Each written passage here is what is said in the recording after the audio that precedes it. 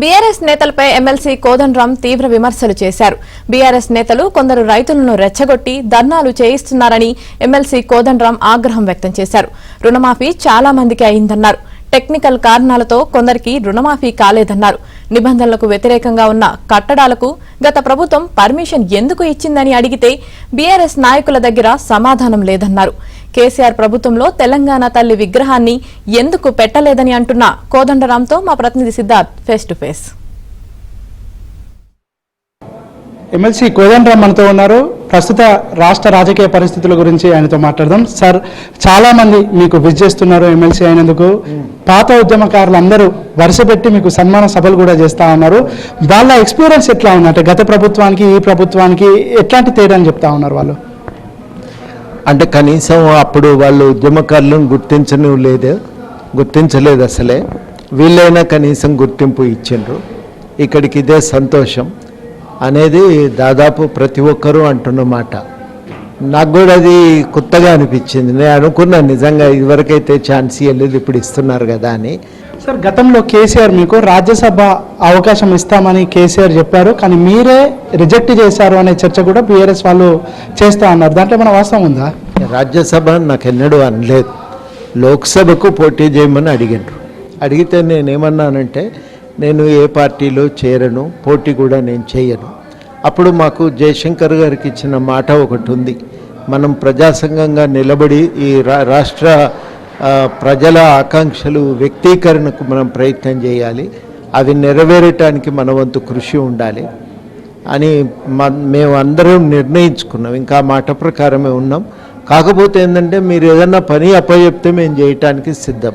ఏదన్నా విషయం మీద సలహా అడిగినా, లేకపోతే ఏదన్నా ఒక ప్రాజెక్టు అమలును సమీక్షించమన్నా, లేకపోతే ఏదైనా ఒక ప్రత్యేకంగా విధి విధానాలు తయారు చేయమన్నా, ఒక రంగంలో ఏదైనా ఒక రంగంలో అభివృద్ధికి సంబంధించి ఏమన్నా ప్రణాళికలు చేసి ఏమన్నా అట్లాంటి ఏ పని చెప్పినా మేము చేయటానికి సిద్ధము.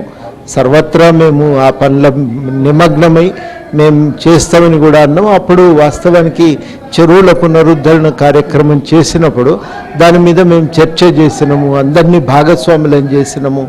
ఆ రకంగా దాని అమల్లో మనం కూడా పాల్గొనాలని ప్రజలకు పిలుపునిచ్చినాం.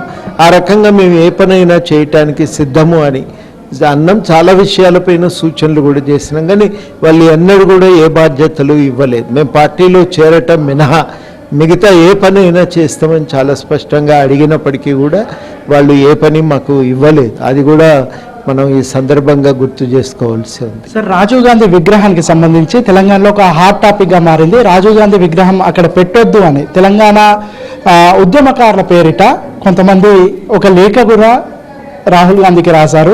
ఆ లేఖను ఎట్లా చూడొచ్చు? అసలు సెక్రటరేట్ ముందట రాజీవ్ గాంధీ పెట్టాల్సిన అవసరం ఉందా లేదా అంటే ఏం చెప్తారు? ఇప్పుడు చర్చ అది జరుగుతున్న తీరు కరెక్ట్ కాదు. రాహుల్ గాంధీ రాజీవ్ గాంధీ విగ్రహాన్ని పెట్టాలనుకునేటప్పుడు ముందుగా అక్కడ తెలంగాణ తల్లి విగ్రహం కూడా పెడితే బాగుంటుందని చెప్తే అయిపోయేది. రాజీవ్ గాంధీ కూడా దేశం కోసమే ప్రాణాలు త్యాగం చేసిన వ్యక్తి, చాలా ఒక ప్రధానమంత్రిగా వ్యవహరించిన వ్యక్తి. అటువంటి వ్యక్తి విషయంలో వ్యతిరేకత ఉండవలసిన అవసరం లేదు. ఏదో ఒక పార్టీకి సంబంధించిన ఒక నాయకుడిని మాత్రమే పెట్టుకుంటే అది వేరే మాట. జాతికి ప్రధానిగా వ్యవహరించిన ఆయన ఒక నిర్ణయం తీసుకున్నందుకు గాను బలైనటువంటి వ్యక్తి. కాబట్టి ఆయన విషయంలో మనం అంత ఒక కత్తులు దూయవలసిన అవసరం ఏం లేదని నేను అనుకుంటున్నా. తెలంగాణ తల్లి విగ్రహం కూడా ఉండాలి అనుకుంటే అది తప్పు లేదు, చెప్పండి. తెలంగాణ తల్లి విగ్రహం పెట్టమని చెప్పండి.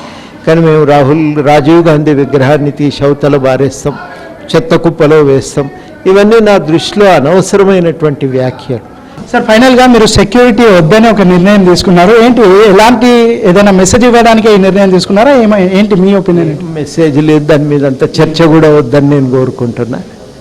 అంతే, వ్యక్తిగతంగా కొంచెం ఇబ్బందులు ఉంటాయి మేనేజ్ చేసుకోవటం, అవన్నీ వద్దని అన్నాను. అంతకంటే ప్రత్యేకమైన కారణం లేదు.